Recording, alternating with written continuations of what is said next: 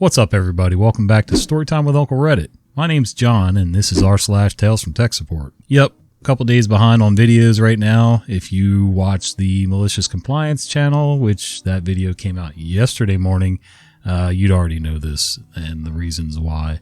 Uncle Reddit imbibed a little bit during his camping trip this last weekend, and so things got away from me a little. But we did have a nice time off, got to enjoy ourselves, camp a little. It was good. All right, let's read some stories. Neither snow, nor rain, nor heat, nor gloom of night. This is sort of long, so grab a cuppa or a can of and hang on. Way back in the dark ages, 1990 or 91. Ooh, I take offense at that. Which means prior to the interwebs and cell phones, I used to do field service on electronic automobile engine analyzers. Now, this wasn't that cutesy modern thing that plugs into the single OBD2 port under your dash near your steering column. These analyzers were the size of a small refrigerator with 6 or 8 separate electrical leads to read all your engine was doing. Plus, it had a vacuum pump with a 14-foot hose and 2-foot stainless steel pipe that went into the exhaust pipe to read your vehicle emissions, weighed against timing, RPM, charging system, etc. My customer base was 111.65% professional mechanics. You know, the guys who troubleshoot your car when it's not running right. Guys who understand that you must check both electrical and mechanical elements of your car to find a problem. At the time I was living in central North Carolina, and the customer in question was on the Outer Banks near Nags Head. On a good day, at 55 miles per hour, then the national speed limit, it was a good 5-hour drive one way. Again, I repeat, on a good day. We would call the service desk throughout the day to close calls. Then get the straight skinny on call B, call the customer for call B, and schedule the work. On the service call in question, the customer called the company's service line and reported that his analyzer was not working. I found out that said customer in Nags Head had a problem late in the day and called them immediately to see if I could solve this over the phone and save 10 hours of drive time. Me is me, customer is Ray. For in the dark ages, every old school auto shop was required to have at least one mechanic named Ray. My boss is Willie in Hotlanta. Ray's boss is, well, yeah, Ray's boss. I call the customer. Hello, this is Ray at Auto Shop across the street from the ocean. How can I help you? Me. Ray, this is me with Engine Analyzers Inc. I hear you have a problem. Ray. Hey, Bo, your machine is dead and we need it fixed ASAP. Technically, it was his boss's machine. We just did the maintenance and repairs, based on his boss's yearly service contract. Hold that point, please. Me. Ray, when you push the start/stop button on the front panel, does the pump come on? Do the lights come on? And does the countdown start on the CRT? Yes, a CRT. I said it was the dark ages. Ray, the lights are on. Me, just the lights but no pump sounds? No 3-minute warm-up countdown on the CRT? Ray, nope, nothing. Me, okay, I'll be out there as early as I can get there tomorrow. Oh, rat spit. Fast forward to 4:30 the next morning. Huge thunderstorm wakes me up. Stumble to the kitchen, turn on the radio, tornado warnings, driving rain, reports of flooding, an interesting morning ahead altogether. 5:30 I leave the house headed east with Mother Nature playing games ahead of me. What with rain, wind, downed trees, and numerous flooded road detours, the 5-hour good day trip took almost 8.5 hours of miserable driving trip, and usually I love driving. Get to the shop, ask for Ray. He comes out of the office and leads me to the machine, chattering non-stop about how backed up they're getting because he's the only shop with an analyzer for 100 miles north, south, or west. East was just saltwater, of course. I get to the analyzer, hit the start and stop button. It does nothing. No lights, no pump, no CRT, ergo no 3-minute countdown. It did nothing. Me, Ray, I thought you said the lights came on but no pump noises. Ray looks up, points at the overhead lights, moves his hand in a broad circle and says, the lights are on. Me. No, Ray. I asked if the lights on the machine came on. Pump stat, CRT, countdown. Ray. Told you it does nothing, and he walks away. After a serious facepalm, I follow the first rule of any electrical troubleshooting. As it is, was, and always will be. Check to see if it's plugged in, regardless of the IT. Hell, even Scotty on Star Trek knew that when the dilithium crystals crapped out, you gotta get new ones so you can get enough power to reach the warp speed. No dilithium crystals, no juice, no warp speed. Dilithium? I don't know. Whatever. I trace out the power cable which runs up into the overhead rafters where it's plugged into a long drop cord that ran across the shop about 25 feet, down the back wall to a plug that was laying on the workbench next to what looked like a brand new grinder, which was plugged in. I waddled over cursing under my breath, knowing how this was about to play out. Unplugged the grinder, plugged in the drop cord, waddled back to the analyzer, pushed the stop-start button. It lights up. The vacuum pump hums to life. CRT shows the 3-minute countdown. I let it sit through that. It hits 0. Tells me it's ready. Ran the diagnostics and no trouble found. All systems meet operable parameters. Now remember the contract? Ray's boss paid for maintenance and repairs, not plugging in stuff.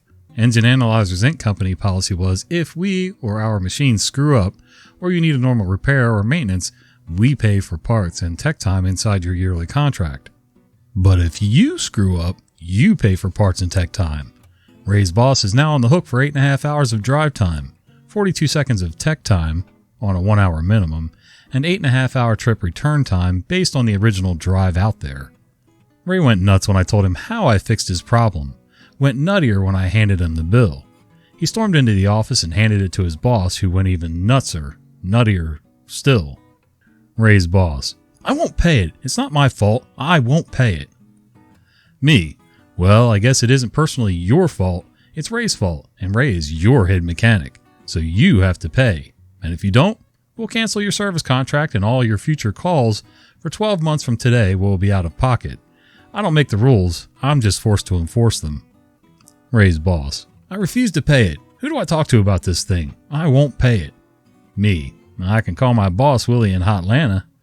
Ray's boss: I have his number here. So Ray's boss dials it, puts us on the speakerphone box. Hello, this is Engine Analyzers Inc. I'm Willie in Hotlanta. How can I help you?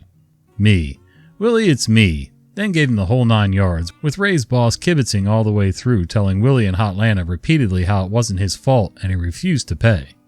Willie in Hotlanta: well, it sounds like it's not your fault. Ray's boss. Ray's boss is now grinning. But it does sound like it's Ray's fault, and Ray is your head mechanic, so you have to pay, per the contract you signed. It says, and you agreed to pay for drive time and tech time brought on by your shop practices. And if you don't pay, I'll just cancel your service contract, and all your future calls for 12 months from today will be out of pocket. I don't make the rules, I'm just forced to enforce them. Ray's boss gave Willie in Hotlanta a piece of his mind, which he truly couldn't afford to lose, mind you. Cursed a blue streak about how we were crooks, then gives his company credit card number to Willie. Willie in Hotlanta ran it, got the bank approval, and he told me to head home. It may have been my imagination, but I could swear that I could hear Ray's boss yelling at Ray for at least half the 8.5 hour ride home. I have other crazy customer stories from various jobs to tell, but the mechanic who didn't plug in the electronic equipment and thought it was dead takes the cake. I surely hope Ray and Ray's boss and their whole shop are better at fixing cars than they are at analyzing something that's not plugged in. Personally, if I had such an important machine running in my shop, I would have it on a dedicated plug somewhere. At the very least, I would have a note on it somehow and maybe a lockout system to keep people from just yanking the plug out and plugging in a grinder. But anyway, that's just me. The cursed laptop model. When I was working at a State Department, our hardware contract was with Lenovo. While most of the models worked as expected, there was one that was cursed, the Carbon X1. This small little thing would have every issue under the sun. Camera issues, overheating, bad Wi-Fi connections, always the Carbon X1. We had one lady who we'll call Needy. Just loved her Carbon and wanted the upgraded model when it came time to update her hardware. I tried to convince her to go with another model we knew worked, but she was some bigwig and would stomp and cry if she didn't have her computer set up a particular way. Anyway, I had handled the deployment of this computer because I happened to glance at the ticket 2 seconds too long. I was able to get her set up, if hampered by her need to butt in every 0.0001 seconds about all her files. After sending Needy on her merry way, I get yelled at by her after walking down the hall. She wanted something set up and her computer was being weird. I rebooted it and told her I'd check in tomorrow. Upon logging into my computer at home, I get bombarded with tickets and messages from Needy. Apparently her camera kept freezing and needed to be fixed before the big client meeting. I go in and run updates and do the normal rigmarole. However, I get stuck on this meeting because she's worried her camera will freeze again. It didn't, and I was forced into a meeting I had no need to be in. After dealing with Needy, I kept getting tickets stating that a bunch of Carbon X1s were crashing and slow after Windows Update. For a solid week, I was imaging and trying to fix these godforsaken machines. Anytime there was an update, we knew there would be a bunch of calls for dead carbons. We tried to steer away from that model, but public sector budgets were razor thin and we were stuck with aging hardware. All I could do was watch as the Carbon X1 slowly died from software updates. I don't think I've ever dealt with a Carbon. I did, however, deal with I think it was one of the early Dell Inspiron models. And it started out great, worked great for about a month, until one day it just didn't. Everything you tried to open would freeze, lock up. It didn't matter what we did. We took it to an independent service tech. They couldn't find anything. Dell would not honor their warranty of any kind. They just kept wanting me to do tech support over the phone. And I said, listen, guys, there is something seriously wrong with this machine. Now, I don't know if it was every Inspiron. I just knew this one was goofy, like an Inspiron 1505 or something. I don't remember. But anyway, so we went round and round and round for almost 2 weeks. Now, this was my wife's laptop. And you know, if Auntie Reddit's not happy, nobody's happy. So after about the 2-week mark, I ended up researching online and finding the email address for Michael Dell in Texas. And I knew I wasn't going to talk to Michael Dell, but I figured, well, you know, I've tried everything else. Let's give this a shot. So I sent a scathing email about how tech support was really uncooperative, not helpful in any way, and that there was a serious problem with this laptop. I don't expect something for nothing. I expect to be made whole for what I already paid for. And lo and behold, the next morning at work, I get a call on my old flip cell phone, and it's the assistant for Michael Dell. Like, the assistant. Crazy. I'm not able to confirm it or anything. I'm pretty sure it was the assistant for Michael Dell, though, because the very next day I had the new replacement laptop, which was the upgraded version, because the version that I had evidently was being shut down. Can't imagine why.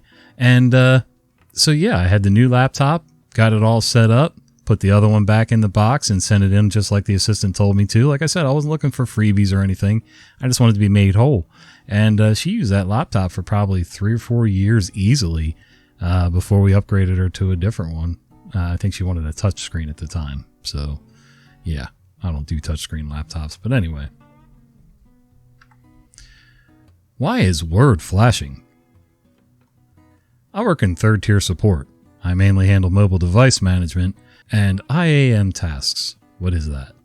But I also do advanced desktop troubleshooting. If a problem gets big or is extra important, our desk-side support hands over an issue to the team I'm on.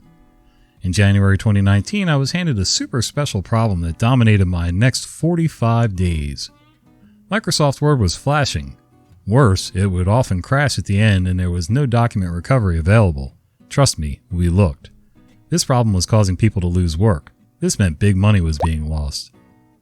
The symptoms was the user was just normally using Word and all of a sudden the document would blink. No, not Windows. No, not the entirety of the Word application, just the document portion itself. I first saw the problem on a video and couldn't deny what was happening. Sometimes it would flash only once, but sometimes the whole document would continue to flash on its own. There was no interaction with the PC and it's sitting there continuing to flash. It was like the document is being used by a DJ as a flashing light effect. At that point, Word was gone. You had to crash it. At this point, what we knew is it would start to flash in response to doing something, but we knew nothing. We had a hunch it was caused by one of our Word add-ins. We have a number needed for business and compliance reasons, but we ran down patching, drivers, our Windows build, everything. I opened tickets with every vendor. We talked about their product. We talked about drivers and hardware build differences with our hardware vendor. We even went so far as to ship hardware with our custom build to one vendor. We brought in an expert from Microsoft into the office to work alongside us. For weeks we couldn't figure out how to repeat the problem, so we couldn't figure out if certain changes would fix it. We confirmed it wouldn't happen every day for every user. Someone might never have the problem happen again. Then at one point we got a hold of a laptop with the issue happening over and over. We gave them a new laptop and used this access to finally identify how to repeat the issue on any computer. To recreate the problem on demand, I would make this insanely complex 1,000-page document with hundreds of formatting changes. Then I would do what I could only describe as being like a 3-year-old. I would violently scroll up and down in the document until it would start to flash. I would change to a second document of similar complexity and scroll in it the same way. I would change to a third one and so on. I could watch Word's memory use jump as I did this sequence. I could usually count on the flashing beginning when it reached an approximate point. By this time, we had limited the problem to Windows, drivers, or one specific add-in that had to be on the PC for the problem to happen. Approximately 1 month in, we finally identified the actual problem. We needed to have hardware acceleration on in Office. We had disabled it. We identified the specific add-in vendor that had recommended it be turned off.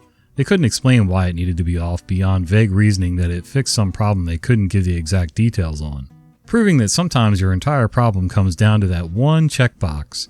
It's kind of anticlimactic, but if you work in IT, you've been there. While I've never experienced this particular problem, I will say on one of the construction sites that I ran, we had a multi-story building with hydraulic elevators.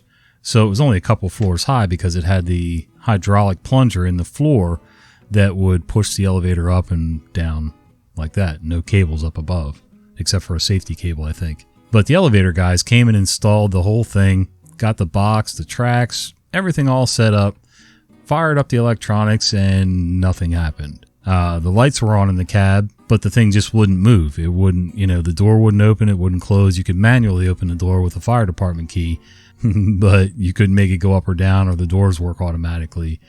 And it took them about a month to figure out, and evidently this was a slightly newer model, and something in the brain, there were little dip switches that you programmed for different floors and whatever, and timing. And I guess the instructions showed to have the dip switches in a certain configuration, and they did it exactly like it said, and that's what killed it. There was one dip switch that was off, and evidently their instructions were still from one of the older models. And the manufacturer gave them this book on how to set up this dip switch, and they were wrong. But the field techs figured it out, so good for them. Alright guys, I hope you enjoyed today's stories, and if you did, would you do me a favor? Click like on this video, it really helps me out. Subscribe to the channel if you haven't already. That helps me out too. And remember to click that little bell icon so you don't miss the fat guy with the beard telling you stories. That helps you out. See ya.